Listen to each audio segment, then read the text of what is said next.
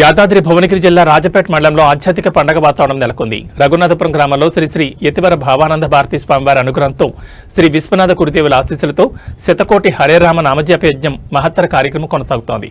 శ్రీ అదరాసు శ్రీధర్ శర్మ పర్యవేక్షణలో శ్రీ పాండురంగ ఆశ్రమం కేంద్రంగా నిర్వహిస్తున్న ఈ యజ్ఞంలో భాగంగా నూతన సంవత్సర తొలి ఏకాదశి పర్వదినాన్ని పురస్కరించుకుని భగత్ సేవా సమాజం శాఖ ఆధ్వర్యంలో భారీ నగర సంకీర్తన నిర్వహించారు.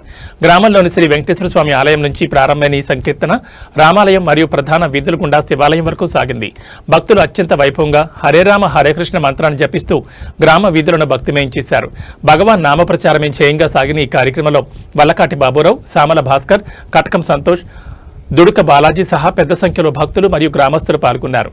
నూతన సంవత్సరంలో తొలి ఏకాదశి నాడే ఈ నగర సంకీర్తన జరగడం విశేషమని నిర్వాహకులు తెలిపారు.